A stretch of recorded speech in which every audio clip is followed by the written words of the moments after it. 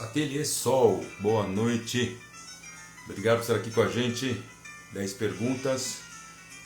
Rosa Sobral, oi Rosinha, minha amiga, tudo bom? Tô sabendo que está descansando, hein? Saudades de ti. Espero o nosso entrevistado entrar para a gente começar aquele nosso tradicional programa 10 perguntas aqui pelo arroba 10 perguntas.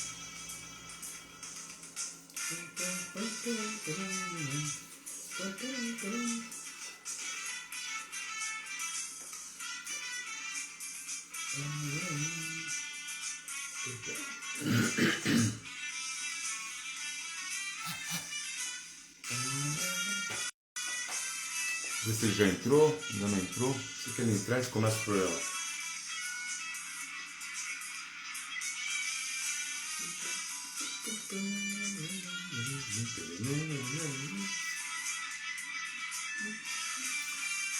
Se tiver alguma pergunta, pode mandar, viu? Ateliê Sol pode mandar. Rosa pode mandar. Antropologia e essas relações raciais no Brasil são assunto para mais de 10 perguntas, né?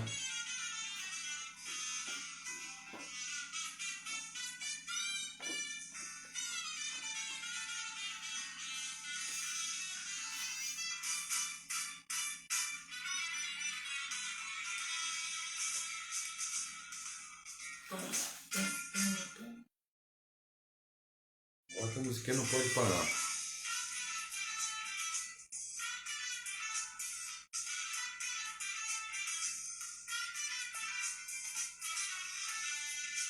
Tá tudo certo.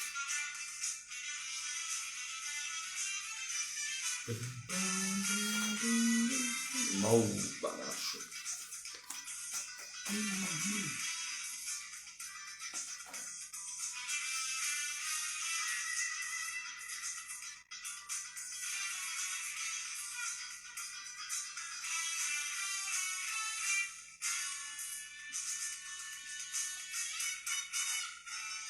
Nove horas e 9 minutos. Opa, o Mauro entrou. Vamos lá começar a nossa live. Nosso convidado já está ali. Já vou aqui convidá-lo. Aqui. Vamos convidar o Mauro.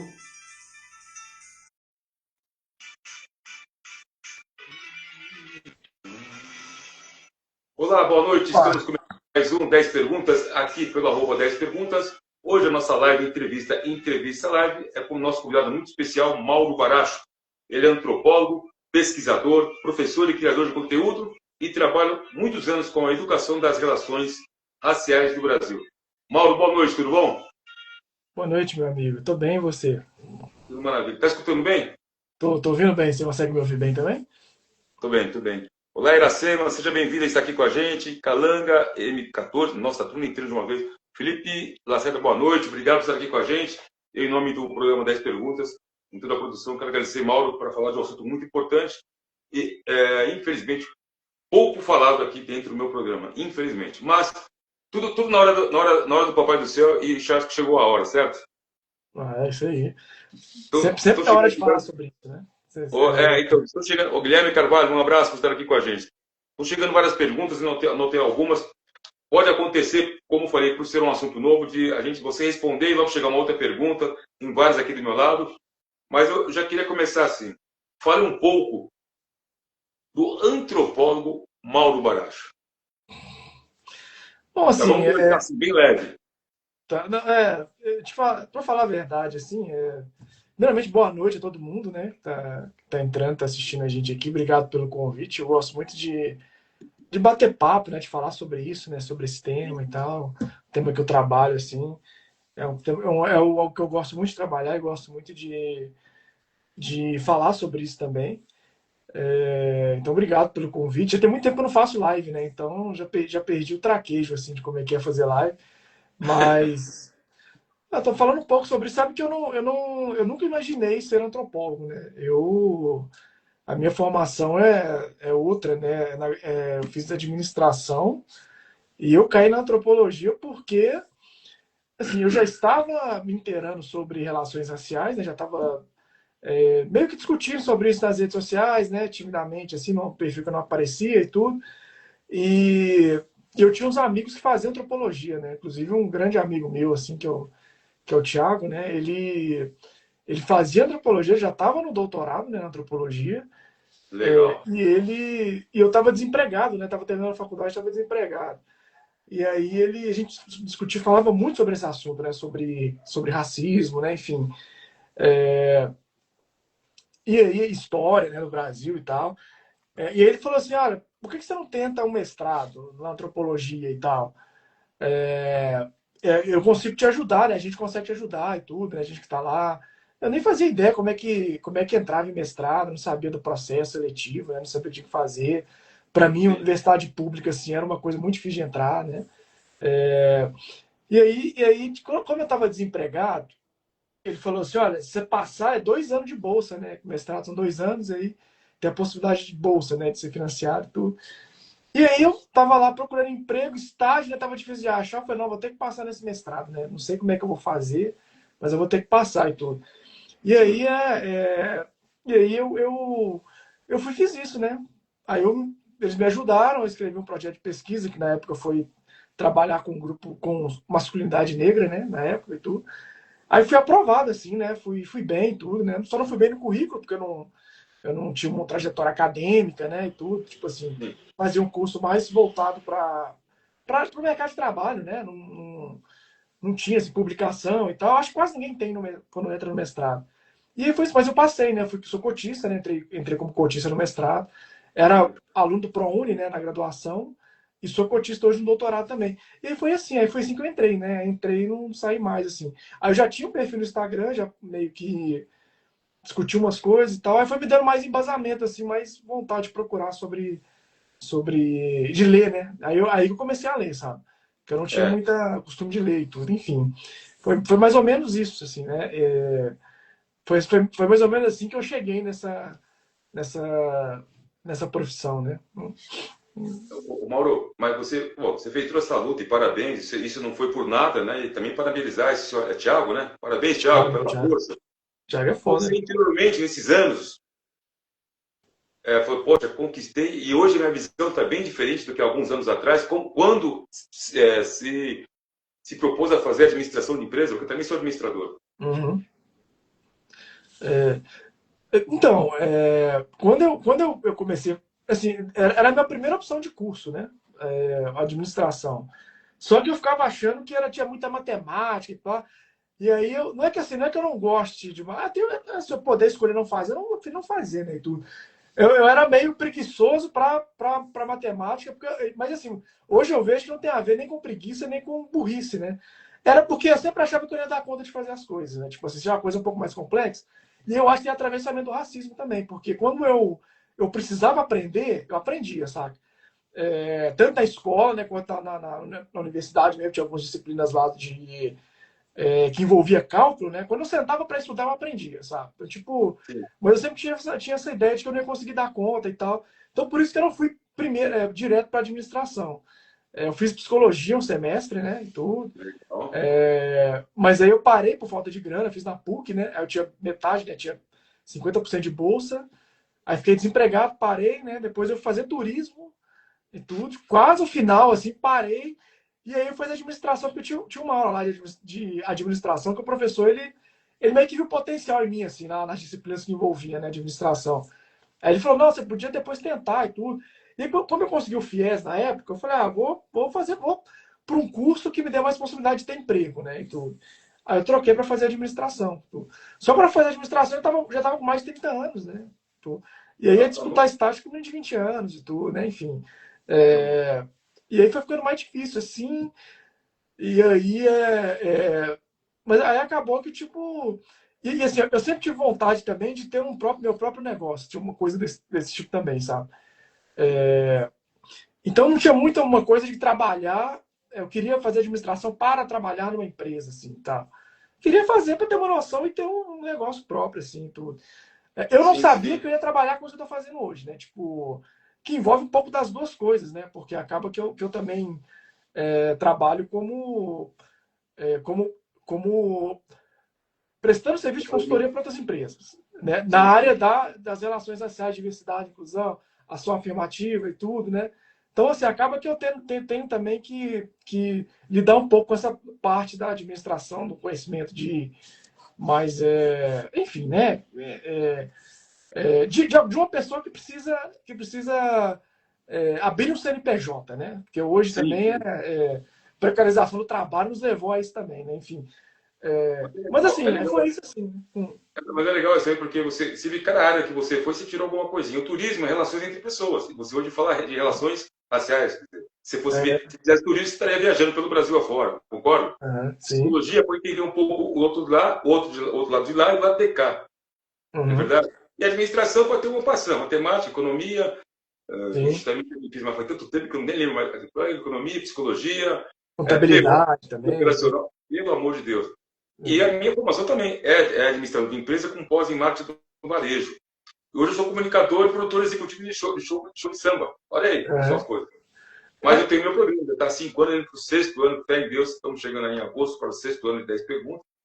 E essa é a parte da comunicação, dia a dia, olho no olho, e essa é a nossa trajetória, que a gente traça uma situação, e ao longo da sim. nossa vida, vai, até se identificar, né?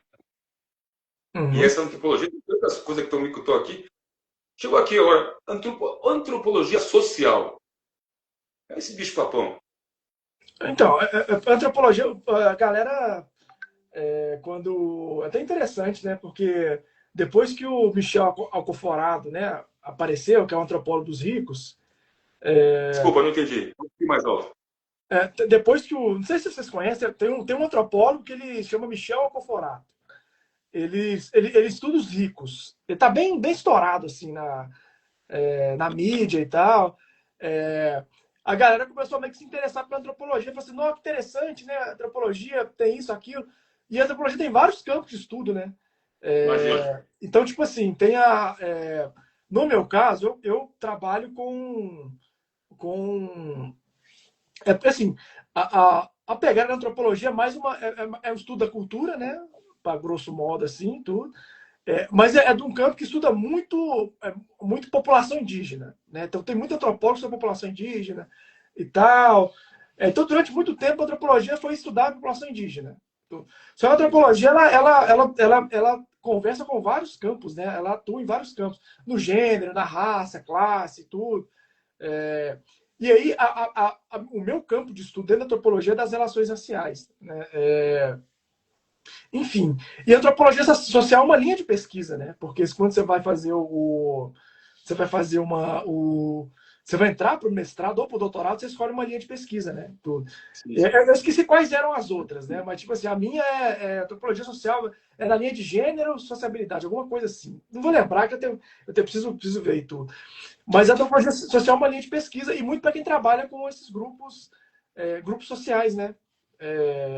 Enfim, igual eu trabalhei no mestrado com um grupo de homens negros, né? A gente trabalha com movimento social, com, enfim, com pessoas em ocupação, né? Que vivem em ocupação urbana, por exemplo, né? Então, assim, é uma área que conversa com Sim. com tudo, né? Assim, com tudo. No entanto, tem essa coisa ainda muito da população indígena, dos antropólogos trabalharem com populações indígenas, da questão porque a antropologia ela surge com ela surge muito nesse período do neocolonialismo, né? Que é da exploração dos europeus no continente africano, né? No final do século XIX, né? É, então você vai ter a antropologia sendo usada para poder justificar as diferenças culturais, né? Mas justificar no sentido de hierarquia, né? Que existiam culturas atrasadas e outras culturas mais evoluídas e tudo. E aí, nessa discussão aí, atrasado era o africano, né? Era o asiático, era o sul-americano, era o indígena, né? E tudo. E evoluído era o europeu. Tudo. E aí, então a antropologia ela surge nesse contexto com a antropologia evolucionista, né? Que eram os antropólogos que vêm de outras áreas, né? Porque a antropologia surge um monte de gente que vem da física, da matemática, de outras áreas que formam a Administração. disciplina. Então, por isso eu fui para antropologia também, porque era uma área mais aberta a receber pessoas de outras áreas. Só que essa galera vem pesquisar, vem com uma pegada muito do racismo científico, né? De discutir essa coisa do atrasado, do evoluir, as culturas mais evoluídas, mais atrasadas e tudo. E depois vai se modificando ao longo do tempo, né? Com outras correntes de pensamento dentro da antropologia e tudo. Mas, assim, é uma área que conversa dialoga com várias, tem uma abordagem também bem mais ampla do que a sociologia, por exemplo, né? Que é uma coisa mais quantitativa, muitas vezes. A antropologia é uma coisa mais qualitativa. Tem o trabalho de campo, né? Que Então, nós vamos falar sobre isso. É etnologia que a gente fala, não é isso? Essa Oi? linguagem? Nós vamos falar sobre esse trabalho de Sim. campo, que é tal da etnologia, não é isso? Aham, Tá, etnologia. então, chegando aqui. Eu sempre gosto de fazer aqui uma interatividade. Você começou a falar que, que perdeu o traquejo. Eu vou falar o nome aqui porque está abreviado. Natueca, é isso mesmo? Perdeu traquejo algum. Que alegria ver uma live com o mestre Mauro Baracho. Muito obrigado por estar aqui com a gente. Que orgulho, sou cotista. Maravilha. Depois, tive um professor que viu potencial em mim também. Continua firme. O Mauro já diz aí como foi a trajetória dele. A Gabi está aqui com a gente, o professor Valdir está aqui com a gente, obrigado. A dor de ouvir muito tempo, a antropologia foi estudar a população indígena, e nem pode dizer nada porque, né, socorro, não entendi o que quer dizer aqui muito, mas está aqui, está tudo certo. A gente vai falando com as pessoas, né? Essas relações, eu tenho uma pergunta, está aqui, chegou de Salvador, como é trabalhar as relações sociais num país que cada dia, nos dias de hoje principalmente, e eu nasci nos anos 60, então eu já vi o racismo pesado, eu acho. É que hoje nós temos como é que fala? Temos a tecnologia que faz a gente ler mais e ter um pouco mais de paciência ou não, mas os ataques estão aí a todo momento, certo? Nos anos 60 era pior, o tapinha nas costas era muito perigoso. Sim. Então chegou uma de Salvador aqui. Como é que consegue você, negro, simpático, trabalhou, apanhou, trabalhar no Brasil com as relações raciais no Brasil? Porque lá fora a gente também sabe que não é fácil. Mas não, você está aqui no Brasil. Vamos falar do Brasil. O Brasil, assim, eu acho que é o país mais complexo, né, para poder falar sobre relações raciais. Assim. A galera se mira muito nos Estados Unidos, acha que os Estados Unidos é um país que tem mais abertura, né, que tem mais conteúdo, né, que tem mais história para falar sobre isso. Mas o Brasil eu acho o Brasil muito mais complexo, né, muito mais complexo que os Estados Unidos. Eu até arrisco dizer que o Brasil conseguiu até mais avanços que os Estados Unidos, assim, na área das relações raciais, sabe? Porque, por exemplo, os Estados Unidos não criminalizam o racismo, né? O Brasil criminaliza. Os Estados Unidos já aboliram as cotas raciais, as ações afirmativas. O Brasil tem um sistema de cotas raciais talvez os mais completos assim, do mundo, né? De ação afirmativa, de cotas raciais para pessoas negras. O nosso sistema de classificação racial aqui, acho que é o mais completo, né? E mais complexo do mundo, né? Aqui a gente tem um costume de falar sobre relações raciais assim que talvez não se tenha em outros países, né? Da Europa, Sim. por exemplo, e tudo. A gente está o tempo todo falando sobre isso, né? Embora ainda precise ser muito valorizado o trabalho das pessoas que fazem isso, né? Que trabalham com isso e tudo. O Brasil, eu acho que o Brasil está muito à frente assim de outros países, né? Porque a gente tem coisas aqui que não tem nos Estados Unidos, né? Eu tenho até uma amiga mexicana que é minha colega do doutorado, né? E ela tá há um ano aqui no Brasil e tudo. E ela fala isso, né? Ela fala que o Brasil é o futuro dos direitos humanos, né? Porque ela percebe muita coisa aqui que no México não tem, por exemplo, né? Então, quando ela começa a conversar comigo, quando ela começou a conversar comigo, ela achava que o México era um país mais racialmente harmônico, né? E aí, quando eu comecei a contar para a história do Brasil, ela falou: não, no México é a mesma coisa, tem isso, Sim. tem aquilo e tal. Então, assim, só que o Brasil avança mais no sentido do debate, né? Avança mais no sentido de pautar, né? Esse tema dentro do seu âmbito dos direitos, né? Dos direitos humanos, das políticas de reparação, né? Então, o Brasil, assim, tá muito à frente, assim, de outros países, né? Quando eu comecei a achar que os Estados Unidos era o lugar, né, para falar de relações raciais e tal, porque lá teve segregação racial, né? Teve, enfim, Teve escravidão, que no Brasil também teve, né? Que a segregação aqui é diferente, não é institucionalizada, no sentido de ter lei, né? Que vai proibir e tal, né? Nos dias de hoje, mas ela é de costume, né? Então, assim, não tem placa dizendo que você pode entrar em determinado lugar, mas por costume você não entra, porque você sabe que você vai ser discriminado lá, né? Não teve lei proibindo casamentos interraciais, mas as pessoas se casam, a maioria das pessoas se casam com pessoas da mesma cor. Porque isso é um costume também, né? A gente sabe que o casamento interracial traz diversas outras implicações, que a família não aceitar, que é o racismo do cônjuge. Então, assim, por exemplo, né? Quantas pessoas já ouvi falando assim, minha mãe, eu comecei a namorar com um rapaz branco ou com uma menina branca, e minha mãe falou para tomar cuidado, meu pai falou isso, aquilo e tal. Então, assim, no Brasil a gente tem segregação, mas a segregação é por costume, né? Porque tem essa ideia de que o racismo aqui ele é mais brando, né? Quando, na verdade, o Brasil tem a polícia que mais mata, né? A letalidade policial no Brasil é 5 vezes maior do que a norte-americana. O Brasil teve muito mais tempo de escravidão, né, do que os Estados Unidos. Nos Estados Unidos, a escravidão era concentrada no sul do país. No Brasil, a escravidão estava no território todo. Então, assim,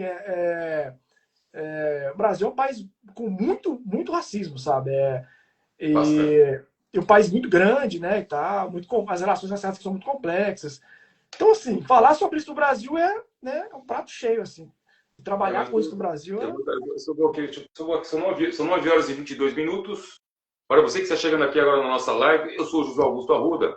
Hoje entrevistando aqui dentro do 10 Perguntas, Mauro Baracho, antropólogo, pesquisador, professor e criador de conteúdo. Trabalha com muita dedicação com a educação das relações raciais no Brasil. Mauro, você falou sobre os Estados Unidos. Eu acho que eu sou um pouquinho mais experiente que você. Uhum. Na minha geração, a gente via muito filmes de lá. Ônibus, você pegar o filme do Ray Charles, ônibus, aqui para negros, aqui para brancos, né? Você pegar as histórias dos grandes líderes, como foi a coisa. Tem aquele filme do Sidney Poitier, Adivinhe Quem Vem para o Jantar. Uhum. Né? Eu vou ficar falando até amanhã, tem muita coisa aí. Tem aquele Cotton Club. Era o Cotton Club que era nos anos 60 os Estados Unidos eles produziam o algodão. Acho que em Nova York esse filme, se não me falha a memória. Uhum. Os negros dançam, só brancos entram. Uhum. Né?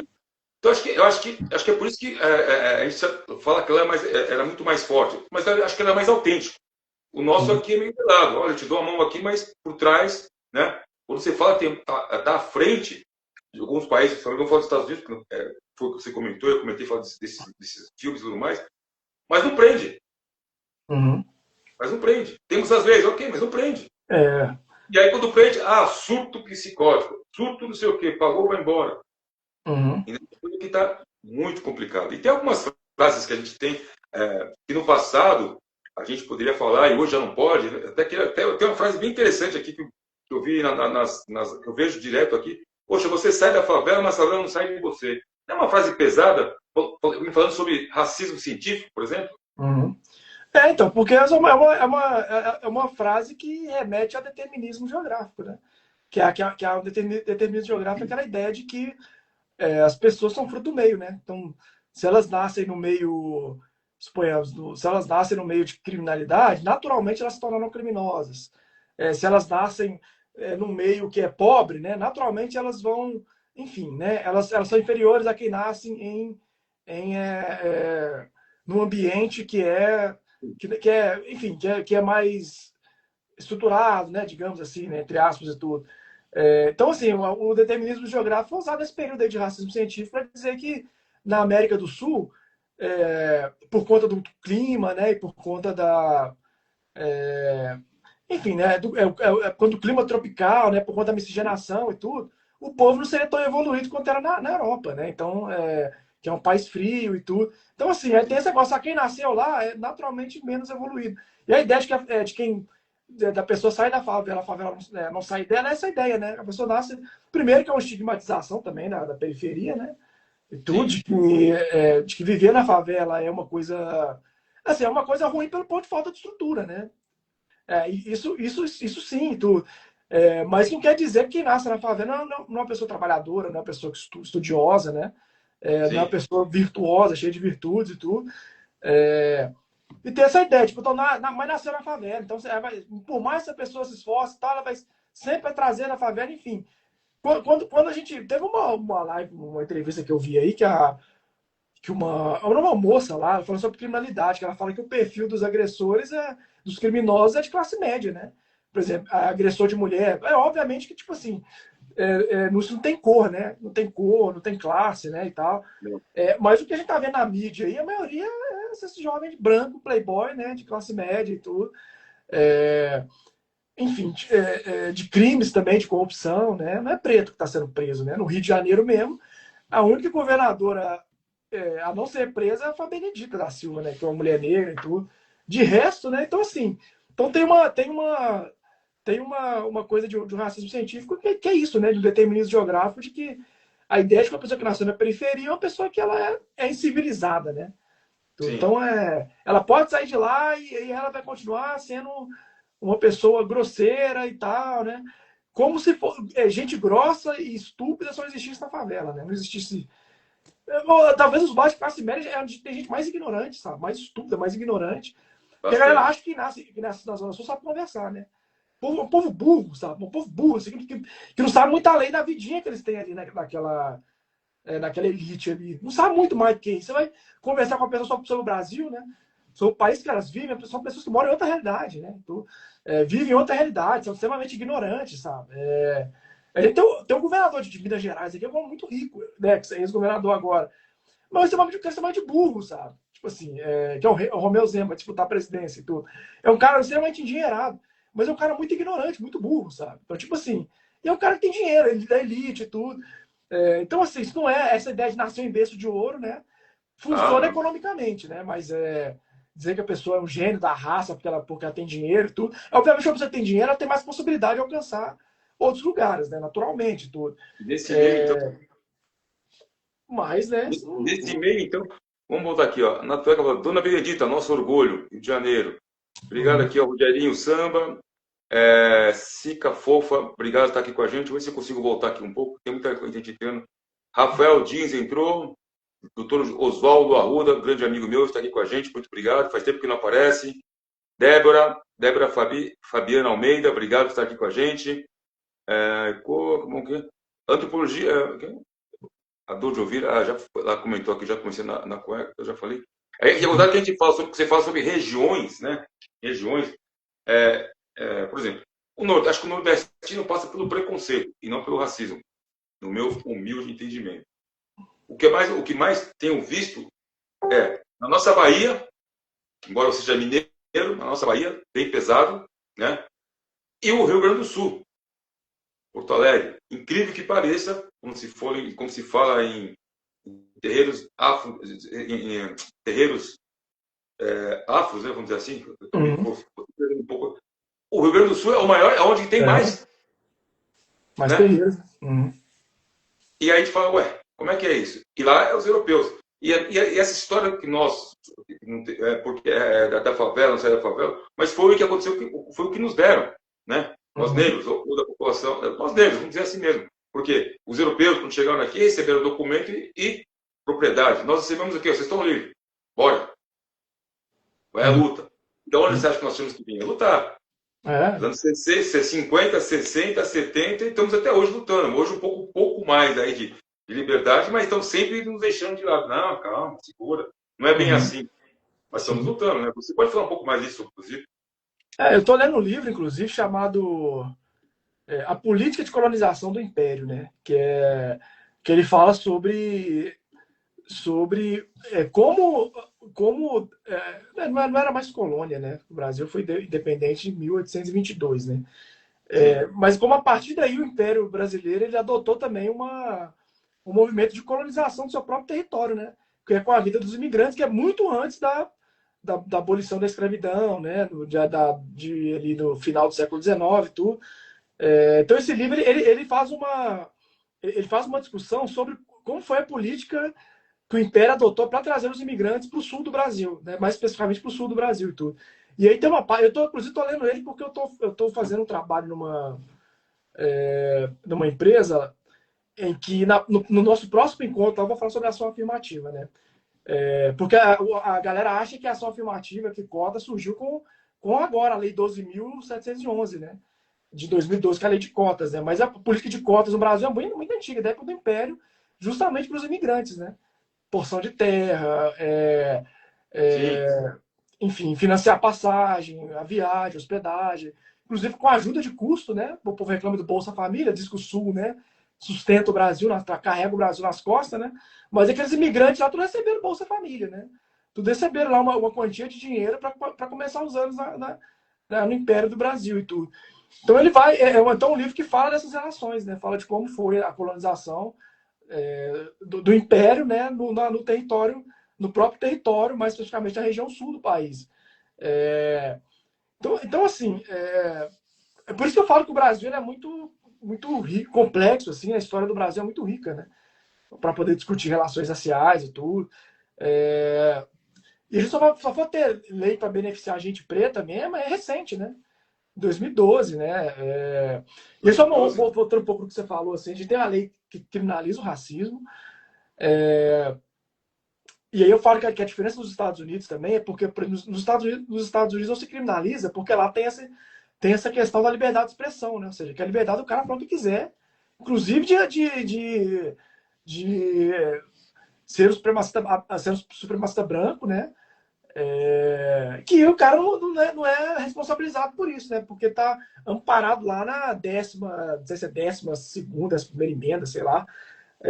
Porque a 13ª que aboliu a escravidão, né? 13ª emenda. Mas tem uma emenda lá que é essa da liberdade de expressão e tudo. O Brasil criminaliza, né? Então, só que a gente tá, de fato, né, tem esse problema de que muitas pessoas são presas, aliás, são atuadas, né, mas pagam a fiança porque até pouco tempo tinha a diferença da injúria com o crime de racismo. Foi equiparado em 2023, mas ainda assim a gente ainda vê gente pagando fiança né, e saindo, né? Isso é um problema. Assim, obviamente, todo tipo de lei tem que ser. Nós temos que estar vigilantes. Da mesma forma, é a lei lá que, em 2003 que institui o ensino de história afro-brasileira nas escolas, né? A gente Sim, sim. tem que estar vigilante no sentido de para ver se isso está sendo aplicado, né? É, então, assim, todas essas leis antirracistas, né? A gente tem que estar o tempo todo, né? Fiscalizando e batalhando, porque sempre tem alguém para querer revogar, né? Igual Santa Catarina quis revogar a lei de cotas lá, né? Enfim. Mas as pessoas não têm problema com cotas, as pessoas não têm problema com Bolsa Família. O problema é de quem recebe, sabe? O problema é com o negro, é com o pobre e tal, porque Bolsa Família rico tem, ué. No Fantástico mesmo, outro dia mostrou uma reportagem lá que em Santa Catarina, uma cidade de Santa Catarina, que as filhas de ricaços lá ganhavam bolsa na prefeitura para estudar, né? Bolsa de dinheiro e tudo.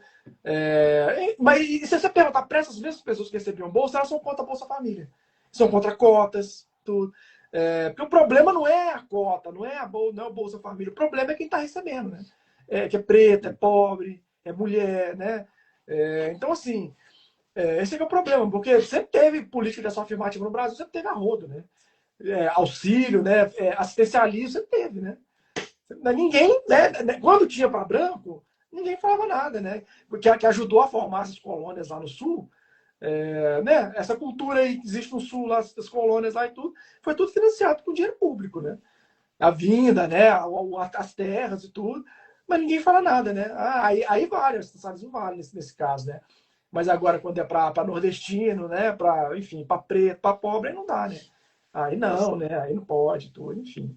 Deixa eu voltar aqui para fazer nosso momento interativo, que é muito importante, porque é isso que faz o programa crescer, é trabalhar com as pessoas aqui. A Iracema, certo, Iracema Penardi. Sou baiana e moro no município de Marechal Cândido Rondon, no Pará. Aqui o germanismo invisibiliza ao trocadilho os demais migrantes vindo do norte do Brasil. Fala um pouquinho sobre o que ela diz aqui. Acho bem interessante essa. Ela falou, peraí, ela falou que ela mora na Bahia, é isso? Ela é baiana, mas mora em Marechal Cândido Rondon, que é no Paraná. Tá, no Aqui, sul, né? germanismo, né? Paraná. Entendi. Então, eu estava conversando isso esses dias com os amigos do clube um grupo de amigos que eu tenho, que tá cada um no canto, né? A gente acabou fazendo amizade por conta do Clube do Livro que eu fazia, né, e tudo. E ele sempre participava. Eu meio que desisti do Clube do Livro e a gente continuou mantendo os nossos encontros, né?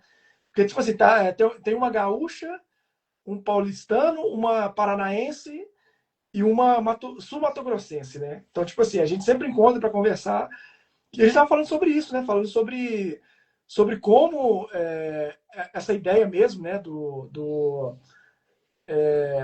Essa ideia que tem no sul do Brasil, de ser uma região do país muito europeizada, né? Por conta da vinda Sim. dos imigrantes e tal. A gente acha que não tem movimento de gente negra lá e tal. E além dessa questão do que você trouxe, né? Que o Rio Grande do Sul é o estado com mais terreiros de religião de matriz africana. Eu tava dizendo que a Universidade de Santa Catarina, a Federal de Santa Catarina, é a universidade que dobra o número, que é a única universidade que conseguiu dobrar o número de vagas de ação afirmativa, né, de cotas raciais. Porque assim, o número de vagas ele tá atrelado ao percentual da população negra no estado, né? Então, assim, naturalmente, tudo por conta dessa conjuntura histórica, o Sul tem menos negros, né? Tem menos, não é que não exista, mas tem menos negros. Então, a população de negros indígenas no Sul é menor do que em outros estados da federação. Então, por isso, as cotas, né, para as universidades elas vão ser menor, né? Porque tem menos negros, o percentual de negros é menor lá. Mas Santa Catarina consegue dobrar, ou seja, é um exemplo assim, Santa Catarina tinha que instituir, sei lá, 5% de cotas raciais. E a universidade consegue dobrar, sei lá, para 10% e tudo. É a única universidade que consegue fazer isso. Inclusive, no livro que eu estou lendo também, chamado de Impacto das Cotas, né, que fala sobre os 20 anos da política de ação afirmativa no Brasil. Ele traz essa informação. Então, muito disso acaba apagando os movimentos legais que tem pelo Sul também, de ação afirmativa, como esse caso da Federal de Santa Catarina e dos casos de terreiros também, né, dos movimentos negros que tem que existem lá no Sul. Eu tenho uma colega que eu fiz nesse clube do livro, que é a Ana Paula Ferreira, que ela está no doutorado agora, e ela é uma moça jovem, assim, que inclusive discute a partitude. Ela é paranaense, né? De Curitiba e tal. E é uma moça, assim, muito brilhante, assim, sabe? Tem muito potencial, assim, ser ela já é uma pesquisadora muito foda, né? E ela é de Curitiba, pelas pesquisas de relações raciais e tudo. Então a gente tem muita gente boa no Sul também, sabe? Discutindo Sim, sim. essa questão, enfim. Mas de fato acontece isso que foi dito nos comentários, né? Ela mandou mais uma bela pergunta. Deixa só, antes disso, a gente está falando do Sul, eu tive aqui a oportunidade de trazer o Marcelo Rosa, que é um escritor do interior do Rio Grande do Sul. Olha lá, escritor negro do interior do Rio Grande do Sul, ainda torcedor do Grêmio. Marcelo, você está pagando uma promessa? Ele deu risada, porque o time do Grêmio não aceitava. Uhum. E se você for pegar a história, grandes negros passaram por aí, foram formador de opinião e foram protagonistas, né? Sim, sim. Agora, mas é verdade, tem outras pessoas ali que eu já entrevistei do Sul, que são formadores de opinião, buscaram batalhando, né? E que não é diferente no Brasil como um todo. Agora, eu acho que às vezes nós temos que continuar lutando, né? Eu tenho um Instagram que é Negro Ajuda Negro, eu acho que ele é do Sul. Ele fala, temos que continuar nos unindo, uma coisa que a gente não nos uniu ainda. E aí, eu vou te fazer essa pergunta. Quando você estava fazendo seu doutorado, não é isso? Quantos negros tinha na sua sala? Então, mas assim, eu encontro um cenário diferente, porque eu sou meio que assim talvez não sei se é a primeira turma de cotistas, né? Eu não sei, primeiro ou a segunda. Quando eu entro, já tem um número de negros consideráveis, porque já tinha sido aprovadas as cotas na pós-graduação. Os alunos negros aqui entraram sem cotas, inclusive um deles, meu amigo Tiago, né? Que é um deles, meu amigo Tiago, meu amigo Daniel, enfim. Eles brigaram por cotas na pós-graduação. Então, assim, aí quando se implementou as cotas, eu entrei pelas cotas, né? Então, quando eu entrei, já tinha um número de cotistas lá, já tinha, tipo assim, 17 cotistas na pós-graduação, entre negros e indígenas, né? A gente tinha um grupo, inclusive. E aí, tipo assim, então quando eu entrei já tinham mais negros, né? Eles já pegaram, né? Ah, Eles já pegaram um lugar mais que não era tão diverso assim. Mas eu já entro muito, eu já sou fruto dessa luta deles lá pelas cotas na pós-graduação. Porque, você... assim, as cotas é para os cursos de graduação, né, e tal. Então, na pós-graduação, os programas têm adotado, mas nessa época aí, o programa de antropologia não adotava, né? Ah, Não tinha cotas e tudo. Enfim, eles brigaram para ter cotas lá. E aí hoje ampliou, né? A gente tá no momento lá que ampliou, dobrou o número de ação afirmativa do programa, né? Então, assim, então lá, assim, os negros ainda são minorias, né? Ainda são minorias e tudo. Tem mais brancos. Mas eu já entrei já num cenário um pouco mais favorável, assim, já encontrei. Por exemplo, não sei se vocês conhecem a Célia Chacriabá, que é deputada federal, indígena, né? Deve ser uma das poucas mulheres indígenas a estar no parlamento, né? Eu só conheço duas, né? Que é a Célia e a Sônia Guajajara, né? Não sei se tem outras aí, tudo. Mas a Célia Chacriabá, ela foi minha colega no mestrado. Só que ela estava no doutorado e eu estava no mestrado. E ela é cotista também, indígena, né? Então eu e a Célia, a gente fazia aula junto, fazia aula junto, né? Conversar, trocava. E a Célia gosta de conversar, né? Ela é muito conversada, se fala muito e tudo. Então, assim, a Célia é cotista. Olha onde ela está. Tá lá, tá no parlamento, né? Deputada federal e tudo. Mas foi cotista, né? Então, assim, as cotas também elas vão produzindo um, uma elite intelectual negra, indígena também, sabe? Acho que o legal das cotas é isso também, né? Vai mudando também a cara de quem está discutindo. A gente não tem muita oportunidade, né? Tem muita gente preta muito foda que não está participando do debate público, porque ainda assim está muito restrito entre meia dúzia de branco, né? Não só meia dúzia de branco, mas qualquer branco medíocre aparece aí discutindo política, outras sim. coisas. A galera dá muito mais credibilidade. E tal. Aí fica os brancos medíocres falando um monte de merda, inclusive falando sobre contra cotas, né? Gente progressista falando contra cotas e tudo. Contra o movimento negro e tudo. Mas, né, tipo assim, enfim. Mas, assim, resumindo, assim, eu entrei. Hoje tem mais negros, né? Hoje, na época da minha graduação, era 80 alunos, éramos em dois só. Somos Uhum. dois. E na época da pós, foi para 8. Falei, pô, já estamos lutando. Como você mesmo falou, você já chegou na terceira fase, vamos dizer assim, na primeira fase, na É, segunda fase do que já tinham sido conquistados ao longo dos anos aí, né? sim, sim. Eu entrei em 2019, né, lá no FMG. Eu passei em 2018, no final de 2018. Aí comecei o mestrado em 2019. Então já tinha uma galera lá Sim. do doutorado do mestrado, né? Que hoje são meus amigos, assim, uma parte deles, né? Aqui, ó. Vamos aqui, eu gosto da interatividade, que é bom. Como você falou, vamos de bate-papo. É assim que é bom. A É. Iracema, minha pesquisa de mestrado em História investiga como se dá a aplicabilidade da Lei 11.645/08. Trocando em Uhum. miúdos, por favor, Mauro.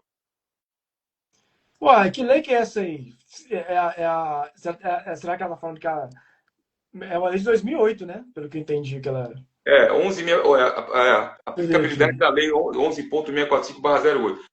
Iracema, se você 11? puder esmiuçar um pouco mais esse assunto, falar sobre essa lei, a gente pode te dar continuidade. Deixa eu Enquanto ver isso, aqui. enquanto, Essa Uai, eu não sei que lei é essa, não. Pede pra ela mandar nos comentários, assim, porque ela vai é comentar. 11.65.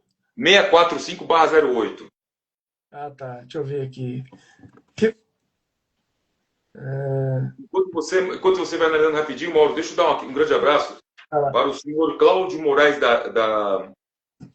Cláudio Moraes Azarias e Marcelo Silva Azarias, lá de Itaquaquecetuba. Eles têm lá o restaurante do Moraes, Comida a Lenha, são meus novos apoiadores aqui, nossos parceiros comerciais. Quando tiver em Itaquaquecetuba, pode ir aqui no restaurante do Moraes. É lá em Itaquá, zona Leste, vamos nós. Porque aqui em São Paulo tem o tradicional filé do Moraes, mas esse é Itaquaquecetuba. Itaquaquecetuba, restaurante Moraes, comida a lenha. Muito obrigado ao senhor Cláudio Moraes e ao Marcelo Silva Azarias, nosso novo parceiro comercial. Muito obrigado aqui, viu? Estar aqui com a gente, acreditar no nosso trabalho. Bom, ela falou da MEI, enquanto ela não fala da lei, a gente Então, vai. As perguntas essa vão lei é chegando. a lei de implementação da história de ensino de cultura, né? Cultura e história afro-brasileira. Só que quando ela falou que era de 2008, né? De fato. Porque eu confundi, porque essa lei, eu achava que era de 2003, né? Hum, Mas é a lei que estava falando aqui, né? Não sabia. A única lei que eu consigo guardar o número certinho assim é a lei de cotas, né? Porque é a lei sim, que sim. já falei muito dela, que é a lei 12.711, né? Sim. Essa que ela mencionou é a lei de implementação da cultura de história afro-brasileira, de ensino, né, da cultura, história e cultura afro-brasileira e tudo. Pode ser que tenha eu não sei se era de 2013 e tem outra lei que é para acompanhar, eu não sei, né? Às vezes como ela estuda a lei, né, ela pode mandar nos comentários isso e falar melhor e tudo. A, a, Mas essa a, lei que eu tinha comentado. aqui, Natueca, eu vou falar assim, que é o que está aqui, que eu estou entendendo. Acompanho o trabalho do Mauro e gostaria de pedir que ele falasse um pouco, se possível, sobre a tentativa do sequestro das identidades indígenas e retomada pelos adeptos à partitude. Uhum. Partitude, esse fala, tá certo? Aqui no Rio de Janeiro, há muitas pessoas, vamos lá, aqui no Rio de Janeiro, muitas pessoas da pele clara, conscientes da leitura que a polícia faz deles na rua, se identificam, indígenas de pele clara. E por mais que uma vez vi os adeptos da partitude criticando, etc. Enfim, obrigado. Quer dizer, poderia falar um pouco sobre isso? Então, essa teoria da partitude, eu até falo muito, né, Partitude, tá certo. é, sobre, sobre isso, assim. Assim, na verdade, é uma teoria que requenta, né, uns conceitos muito velhos já, né, que é essa ideia da formação do Brasil pelo cruzamento das três raças, né? O africano, o europeu e o indígena, né? E tudo. É, e aí, então assim, é uma teoria que parte da ideia de que a identidade da maioria dos brasileiros é definida pela miscigenação, né? Ou seja, não é branco nem negro, né? Nem branco, nem negro, nem indígena. Nós somos mestiços, né? Porque a gente é uma mistura das três raças e tal, da multirracialidade e tudo. Só que o problema é que no Brasil, né, já tem um consenso desde a década de 60, assim, não um consenso porque surge, né, essa discussão surge na década de final de 50, início da década de 60, ali, mas hoje é um consenso que a forma de se oferir raça no Brasil é pelo fenótipo, né, pela marca, né, Sim, não é pela ancestralidade e tudo.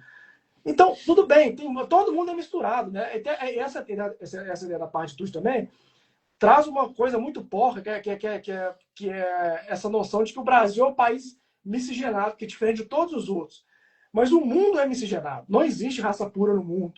Desde quando surgiram os primeiros seres humanos, já houve mistura, né? Então não existe ninguém que é puro. Então, logo, não dá para falar que o Brasil é sui generis, porque aqui é todo mundo miscigenado. Todo mundo no mundo é miscigenado, todo mundo é pardo, né? Se pegar por essa ideia e tudo. Só que essa discussão de miscigenação também, ao longo da história, ela serviu para apagar os discursos de movimentos negros, né, dos próprios movimentos indígenas e tudo, porque é uma categoria que está muito mais para o embranquecimento, que cria categorias de embranquecimento, cria mais tipo de categoria de embranquecimento do que categoria de empoderamento e de orgulho, né, dessas identidades que foram marginalizadas e que ainda são, né? Então, uma sim. pessoa que se classifica como mameluco, por exemplo, ela não Nossa, está ela não está fazendo referência ao orgulho, né, sei lá, indígena dela. Ou uma pessoa que sabe que ficou mulato, ela não está fazendo referência ao orgulho de ser negro. Ela está caminhando aos passos ao embranquecimento, né? Porque no Brasil muitas vezes se classificava como moreno, né? pardo, Como pardo. para não falar que é preto, né? E tudo. Então, assim, Não, mas isso vinha no registro de nascimento. Pardo. sim. Então, é uma coisa muito vaga, né? Então, assim, então tem muita gente que é declarado pardo, mas no dia a dia é lido de outra forma, porque o que se lê é a marca, né? O fenótipo. Por exemplo, você, Augusto, pode se declarar como pardo, né? Você não tem problema, mas no dia a dia o povo vai te olhar e vai falar que você é negro, você é um cara preto e tal. Então, assim, é isso que conta. Ninguém quer saber se sua avó era branca, Sim, se a minha avó era loura, como era, né? Ninguém quer saber e tudo. E aí, mais especificamente na pergunta da colega, né? No norte do país, né, nos estados do norte, tem uma presença maior dos indígenas, né? Então, as pessoas com fenótipo, os autodeclarados pardos lá, eles têm uma aparência mais ligada ao fenótipo indígena, né? Só que no Brasil, a identidade indígena não se discute pelo fenótipo, né? Se discute pela questão da etnia, né? Etnicidade, a ligação com a cultura, com o território. Então você tem uma galera que não nasceu em território indígena, né? Que é fruto mesmo de uma mistura e tal, que tem fenótipo indígena e está declarado como pardo, né? sim. Então isso acaba sendo um problema que tem pesquisador aí, o Leonardo Rocha mesmo, tá aqui no Instagram, né? que é uma pessoa que eu considero um amigo, assim, que ele pesquisa essa questão, né?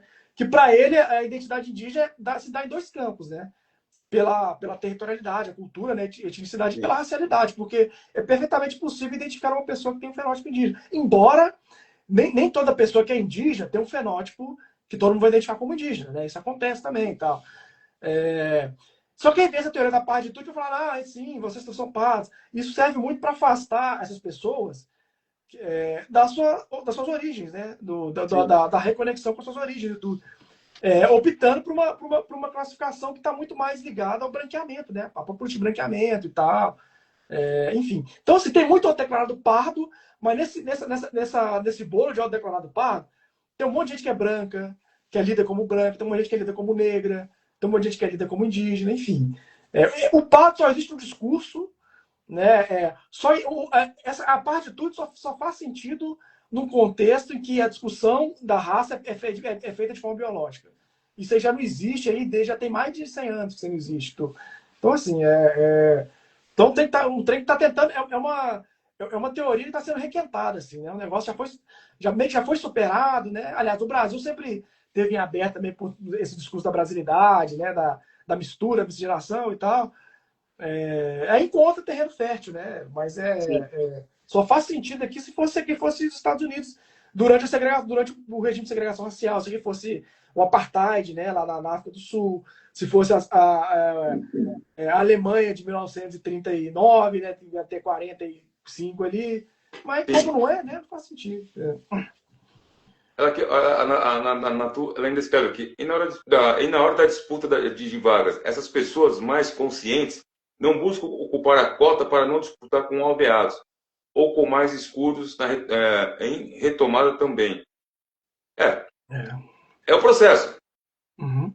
Então, tem uma galera que tem essa discussão, né? Uma galera que tá fazendo o Xamã mesmo, que é o cantor, ator, né, famoso, ele é uma pessoa que tem um fenótipo de indígena e parece que ele tá nesse processo de retomar, né, o contato, né, com a sua ancestralidade e tudo, enfim.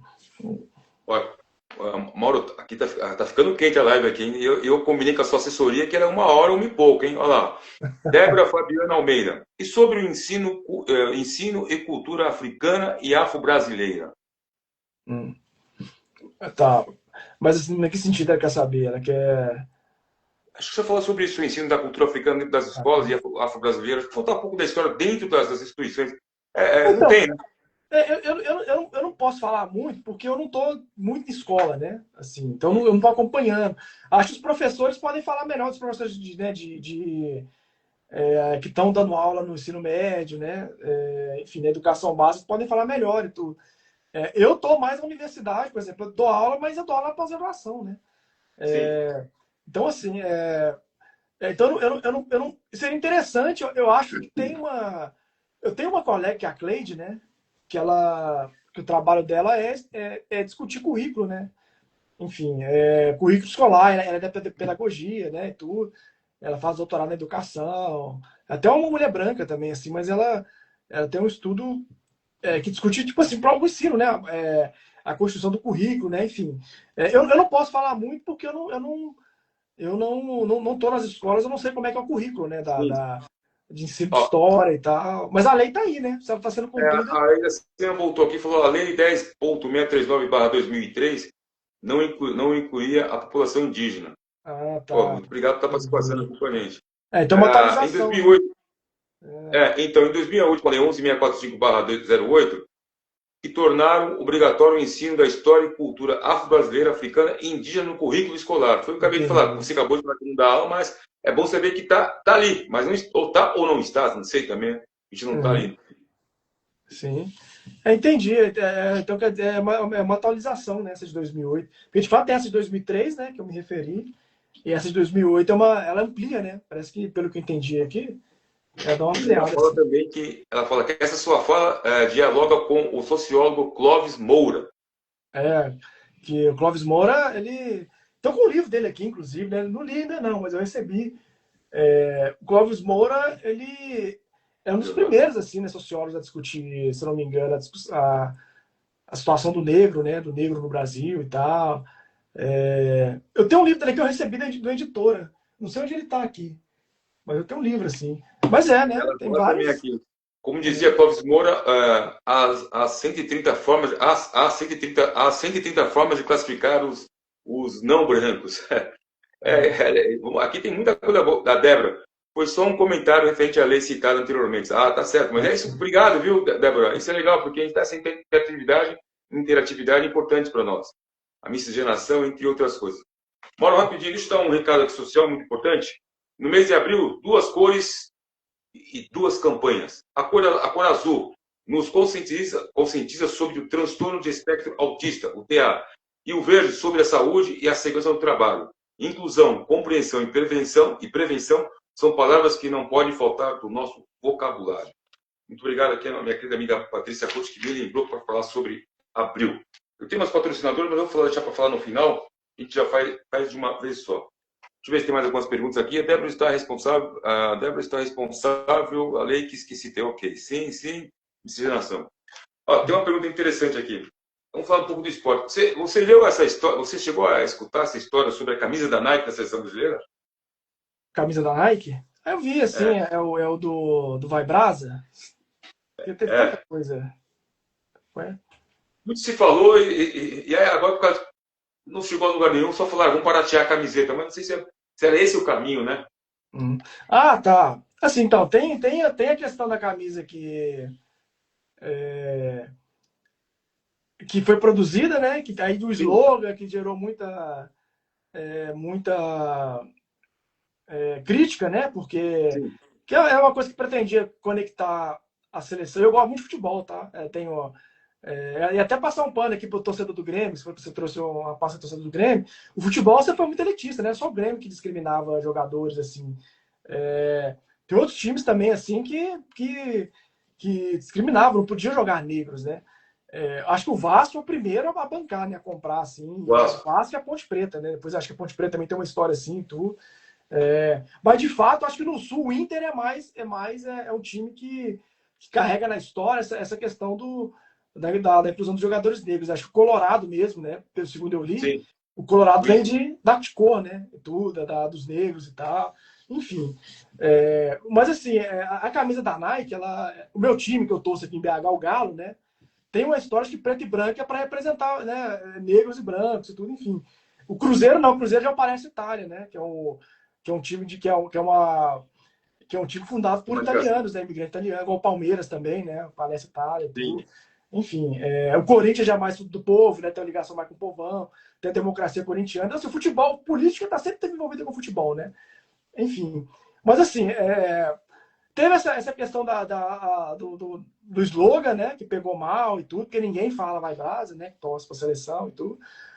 E teve também um membro do MBL aí que fez um vídeo criticando, né, a propaganda da Nike, né, na camisa e tal, porque mostrava a galera na periferia, no terrão, assim, né, e tudo, e falava e aí ela, né, falava um monte de besteira lá, dizendo que o Brasil estava vendendo pobreza pro exterior e tudo, que o que ela queria era um Brasil da década de 50, né, tipo assim, é, Elite.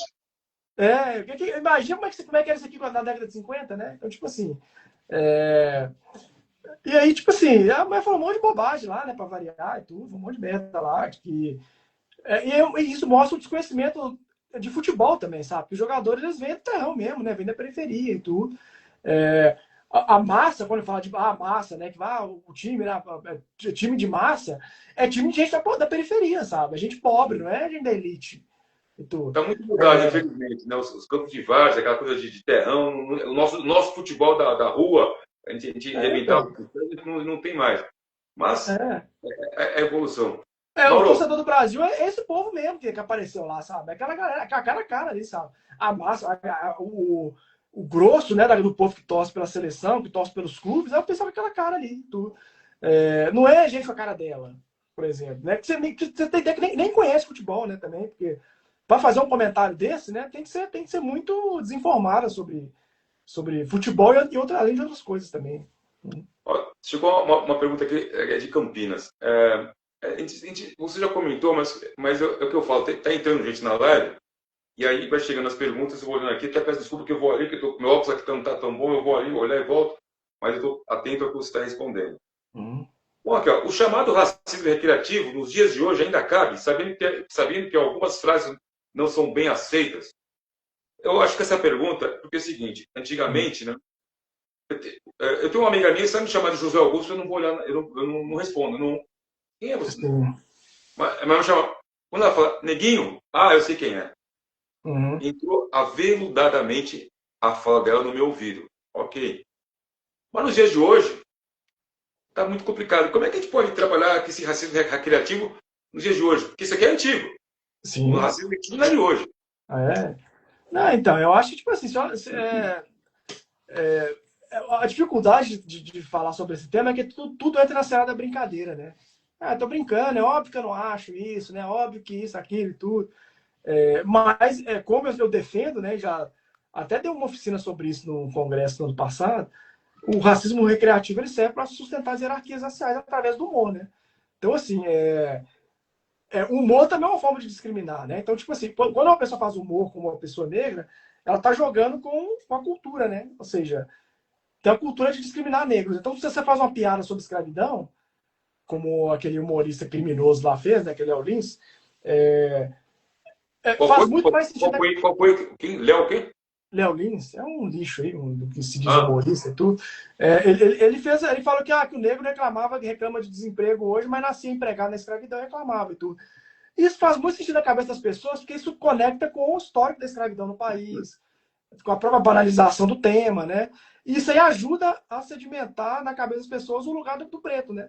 Do negro, que não é trabalhando e recebendo bem, né? Não, porque o lugar do negro era trabalhando escravizado, né? sim. Não era reivindicando as melhores condições de trabalho. Então, o humor ele serve para poder normalizar esse tipo de coisa. Os apelidos mesmo, né? Você não tem pouca gente branca tem apelido de branquinho, né? De brancão e tal. Sim, Agora verdade. todo preto já foi negro, já foi neguinho, já foi negão, neguinho, né? E tal, já foi preto, já foi preta e tudo. Branco tem poucos brancos tem, porque a Sim. gente é definido pelo nosso fenótipo muito antes do que por outras coisas, né?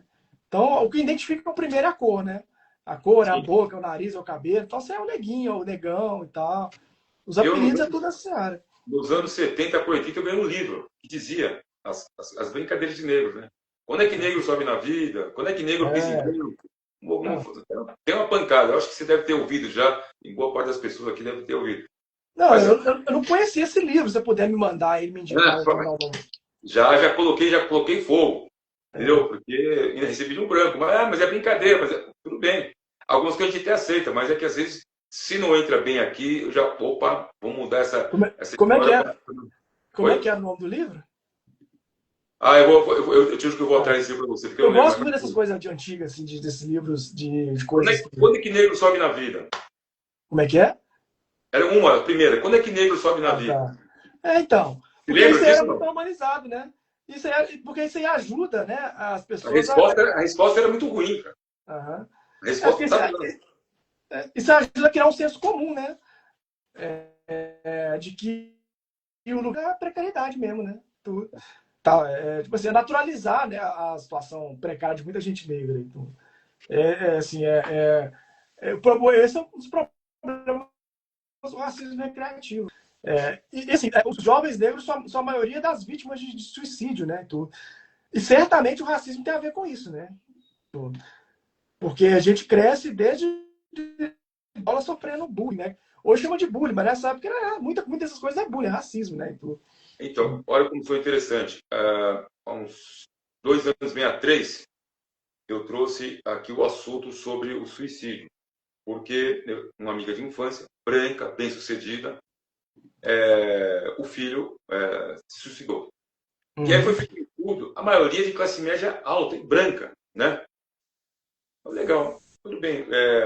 Trouxe o assunto uma vez e há poucos dias eu fui entrevistando uma moça que faz um trabalho muito bonito com as Uhum. crianças periféricas, que ela vai para um determinado espaço, pega, coloca os brinquedos grandes de todos os tamanhos, principalmente no vão do MASP, aqui na Vila Paulista, não sei se você conhece, Conheço. coloca lá de domingo e tal, as crianças vêm, tal, tal. O que é isso? Para tirar o celular da mão e ter a interatividade com as coisas que essas crianças perderam, que o pai não está quer ver uma coisa, a criança vai chorar, dá o celular, né? Uhum. Mas eu falei, mas eu senti no meio da entrevista, mas de onde veio essa história que você abriu?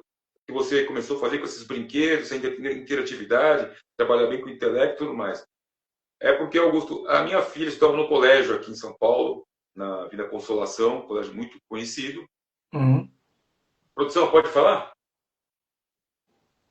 Bom, vou falar. Já fui falar também, vou falar. Colégio Mackenzie. Uhum. E que filha dela, de 13 anos, negra, passou muito bullying. E quando chegou em casa, tentou se matar. Se ela não chega na hora, já não estou aqui mais para contar a história. Uhum. Olha o nível que chegou. Eu sempre escutei da classe média alta branca, né, que se matava, porque o filho muito silencioso, a cobrança, entre outras coisas. E essa eu fiquei até assustado. Falei, nossa, eu te chamei para falar de um assunto, você veio com outro que é muito forte. E você agora acabou de falar aqui, os negros de suicídio, até agora não tinha escutado, inclusive. A taxa de suicídio entre os jovens negros é muito maior do que entre os brancos, né? Inclusive diz que a taxa de suicídio entre os brancos estabilizou enquanto os negros continuam crescendo. Então, assim, óbvio que o racismo tem a ver com isso. O racismo atravessa tudo, sabe? Sim, Tudo sim, na sim. nossa vida, tudo você pensar, pobreza, suicídio, índice de suicídio, índice de pobreza, tudo, assim, tudo tem a ver com racismo, tudo tem a ver com a raça, né? Porque o Brasil foi fundado nisso, né? O Brasil foi fundado na discriminação racial e tudo. Então, tudo atravessa. São 10 horas e 6 minutos. Para você que está chegando aqui na nossa live agora, eu sou José Augusto Arruda, hoje entrevistando aqui dentro de 10 perguntas, Mauro Baracho. Ele é antropólogo, pesquisador, professor e criador de conteúdo. Trabalha há muitos anos com a educação das relações raciais no Brasil. Mauro, enquanto você toma uma aguinha, deixa eu mandar um abraço para meus patrocinadores. Sem eles a gente não chega a lugar nenhum. E depois a gente volta, você dá seus contatos e aquela mensagem de finalização de live, já que você disse que perdeu o traquejo, mas não parece que não perdeu, não. Tem muita coisa boa ainda aí. Nós vamos falar muito sobre isso ainda, tá? Beleza. Deixa eu mandar um grande abraço aqui ao Emerson Teixeira, de Minas Gerais, inclusive. Acho que ele Pouso Alegre.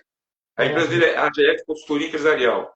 Imposto demais não precisa ser destino.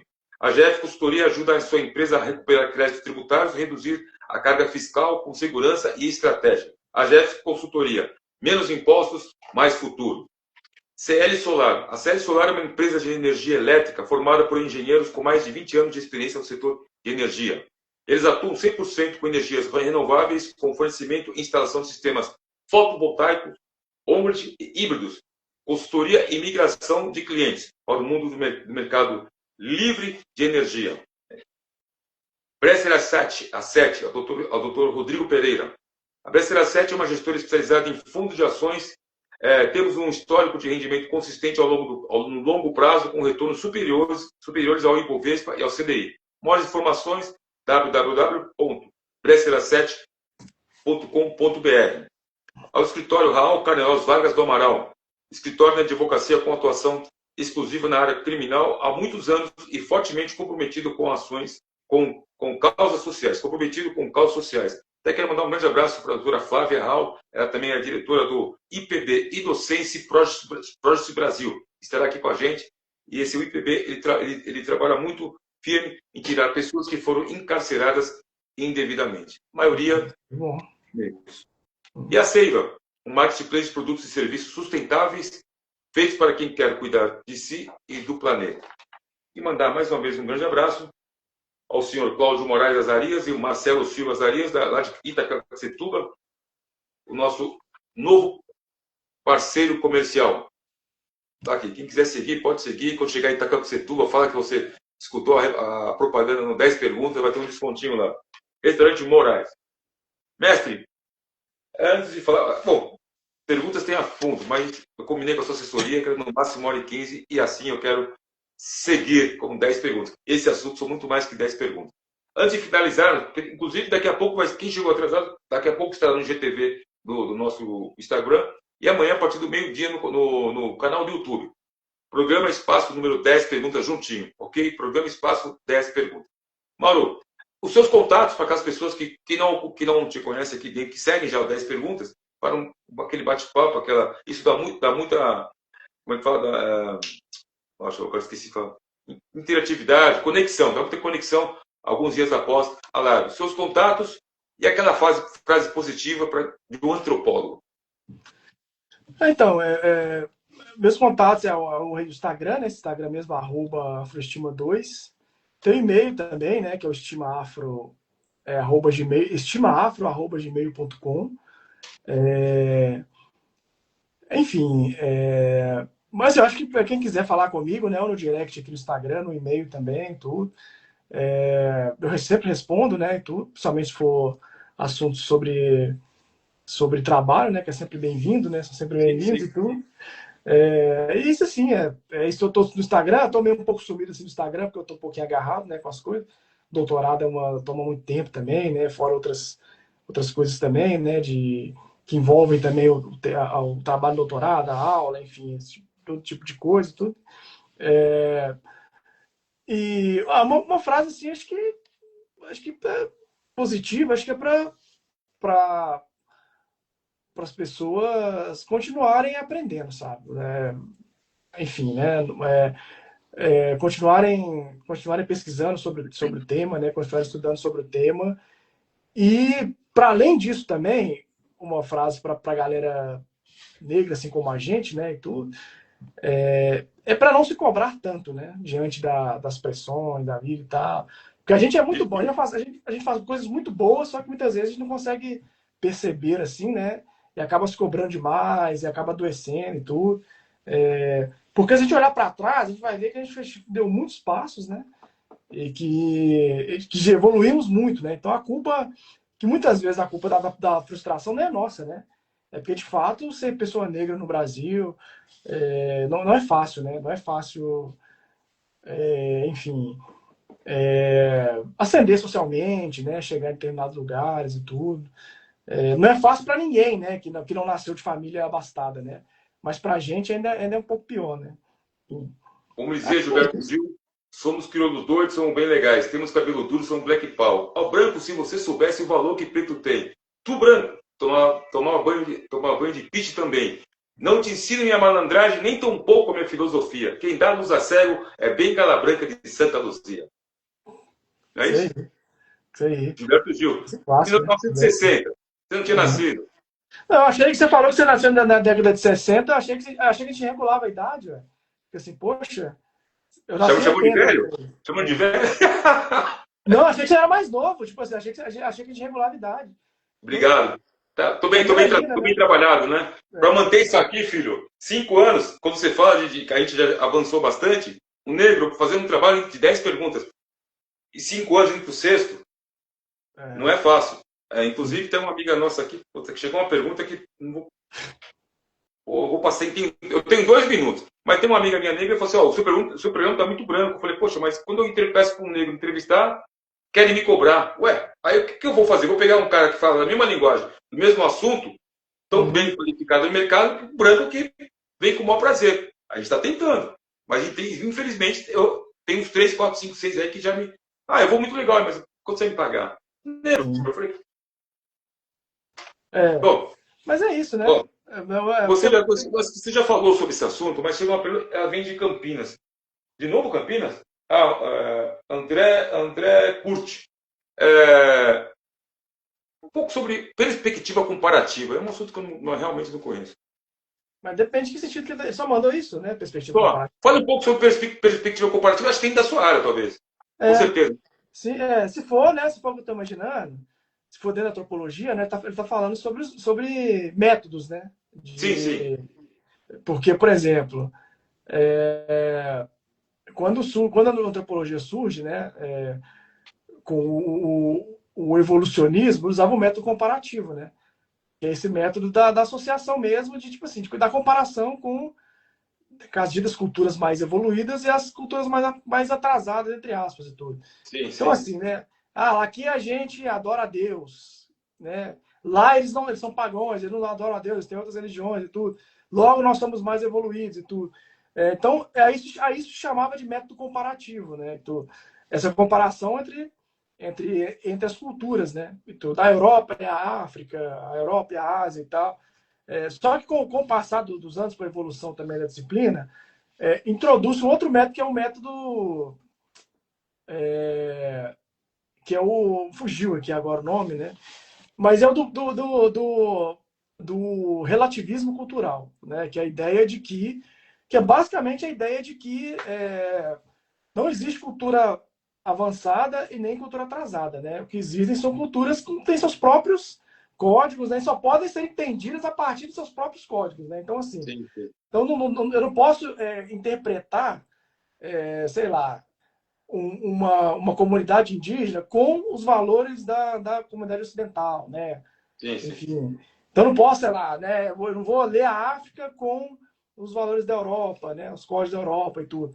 Então, assim, as culturas e os povos têm que ser interpretados dentro dos próprios, dentro da cultura que eles criaram, sabe? Então, tipo assim, porque a cultura é o produto do, né? O homem cria a cultura, né? Os Sim. homens, as mulheres, né? Enfim, a cultura é um produto, né? Do homem, não o contrário, né? Não, também, né? O homem também é produto da cultura, mas enfim, isso é até legal de discutir quando falam do funk, né? Quando dizem que funk não é cultura e tudo. Desculpa, eu não entendi. Fala um pouco mais alto. Quando se fala do funk, né? Isso até legal de discutir, porque diz que funk não é cultura, mas quem faz a cultura é a gente, né? Então, assim, se uma galera de periferia criou um estilo de música que é o funk, isso é uma cultura, né? Só que o povo tem a ideia de que é uma cultura que vai ter os próprios códigos, né? Determinado tipo de vestimenta, determinado tipo de gíria, né? De dialeto e tal, de ritmo musical, determinada Sim. forma de pensar e tudo. Isso é uma cultura. Tudo. Só que o povo acha que cultura é. Eu ouvi música clássica, né? Ter cultura é ouvir música clássica. É um entendimento muito burro, né? De cultura e tudo.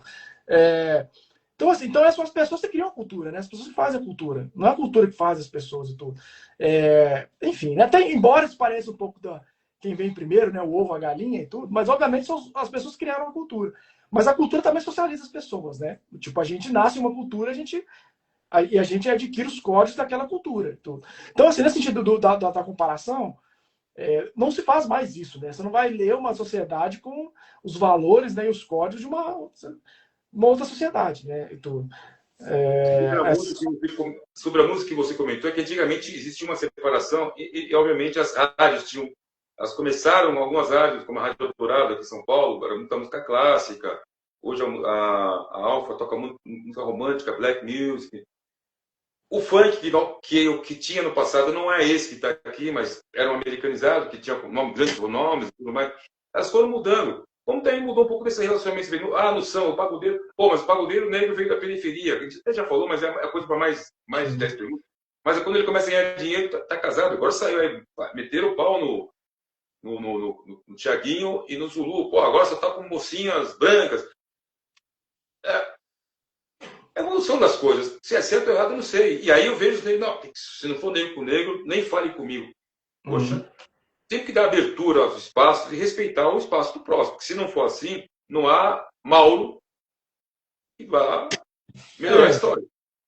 Então, é porque as coisas não são. A cultura também não é estática, né? Ela muda ao longo do tempo. Então, por exemplo, na década de 70, o meu pai usava shortinho curto, né?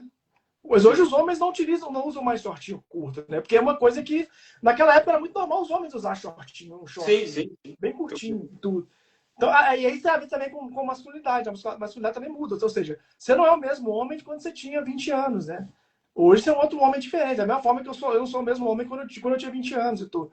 E tem a ver com a cultura também, né? A cultura ela não é estática, né? Então, assim, o funk, da minha época, era o funk melody, né? Nos anos 90 e tal. Hoje né? É outra vertente do funk, tudo. Mas o funk é muito abrangente, é muita coisa, né? Que envolve Sim. muita coisa boa, né? Muita coisa que é legal, muita coisa que não curta também, né? Tal, enfim. Mas isso não pode ser resumido, sabe? O funk é Sim. tem muita mulher. Igual esses dias eu vi um vídeo do rapaz sobre misoginia no funk, né? Misoginia tá em tudo, né? Não tá só no funk, sabe? Tá no rock, né? Tá no sertanejo, tem um monte de lugar. Só que mas parece que o funk é só isso, né? Que não tem mulheres no funk também, né? Tem mulheres fazendo outro tipo de abordagem no funk e tudo. A história do funk é muito grande, né? E a misoginia ela tá em todo lugar, velho. Todo homem, todo estilo musical, todo, né? Não é sobre funk, sabe? Não é sobre o funk. É sobre o homem, né? Misoginia é sobre o homem, né? Não é sobre estilo musical, não é sobre classe social e tudo, é mais sobre o homem, né? Enfim.